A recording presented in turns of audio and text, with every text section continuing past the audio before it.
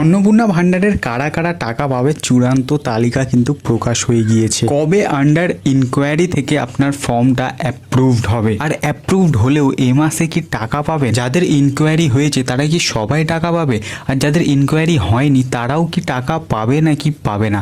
এই সব প্রশ্নের উত্তর কিন্তু আজকের এই ভিডিওতে বলবো, তাই ভিডিওটা পুরোটা দেখবে এবং কনফিউশনটা কিন্তু তোমাদের একদম ক্লিয়ার হয়ে যেতে চলেছে। প্রথমেই তাদের কথা বলবো যাদের আন্ডার ইনকোয়ারিতে এখনও পড়ে আছে। দেখো বন্ধুরা, আজকে 11 তারিখ ভিডিওটা রেকর্ড হচ্ছে এবং তোমাদের বলি যে 12-13 তারিখে কিন্তু তোমরা তোমাদের স্টেটাস চেক করবে।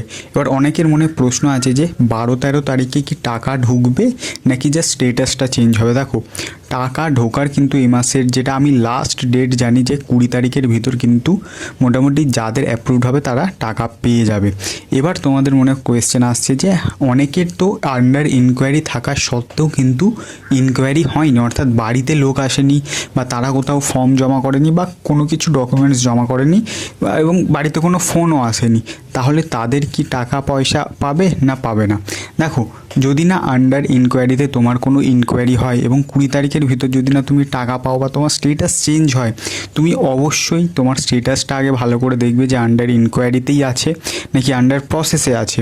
দেখো, আন্ডার প্রসেসে যদি থাকে তাহলে কিন্তু তোমরা টাকা পেয়ে যাবে, কিন্তু আন্ডার ইনকোয়ারিতে যদি থাকে এবং টাকা না পাও তাহলে তোমার যা ডকুমেন্টস আছে সেটা নিয়ে সম্পূর্ণ তুমি ব্লকে চলে যাবে। এবার দেখো, যাদের ইনকোয়ারি হয়েছে তাদের কি সবাই টাকা পাবে?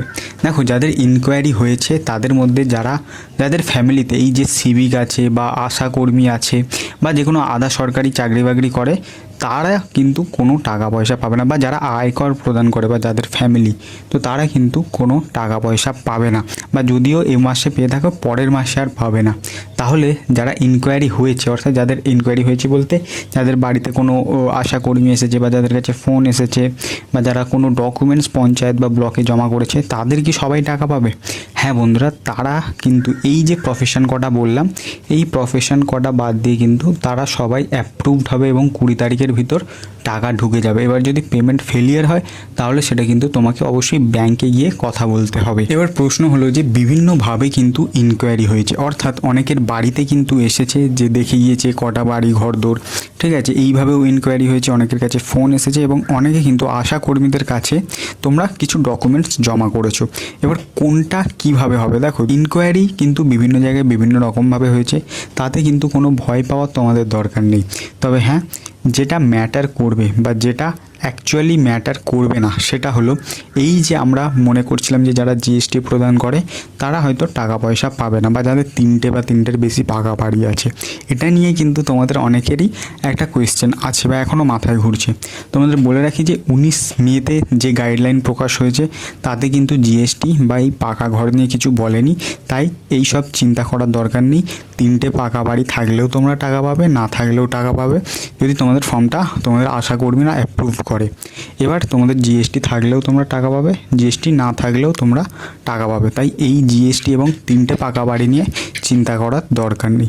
এবার ব্যাপারটা হলো যে কারা কারা টাকা পাবে, নতুন গাইডলাইন কি আছে। দেখো, নতুন গাইডলাইন বলতে যেটা 19 তারিখে যে গাইডলাইনটা ছিল সেটার পরেও একটা গাইডলাইন বার হয়েছে। সেই গাইডলাইনটা হলো যে যারা সিভিক ভলেন্টিয়ার আছে বা যারা গ্রিন পুলিশ বা যারা ধরো সরকারি যে কোষাগার আছে সেখান থেকে তাদের মাইনে আসে, সেই অর্থাৎ প্যারা টিচারও এখানে ইনক্লুড আছে। যদি কারোর ফ্যামিলিতে এই সব লোক থাকে বা সরকারি চাকরি করে স্ট্রেট ফরওয়ার্ড, অর্থাৎ তাদের ফ্যামিলির কিন্তু যেটা মাও হতে পারে বউ হতে পারে, তারা কিন্তু বর্তমানে যদি টাকা পেয়ে গিয়ে থাকে ভবিষ্যতে কিন্তু আর টাকা পাবে না।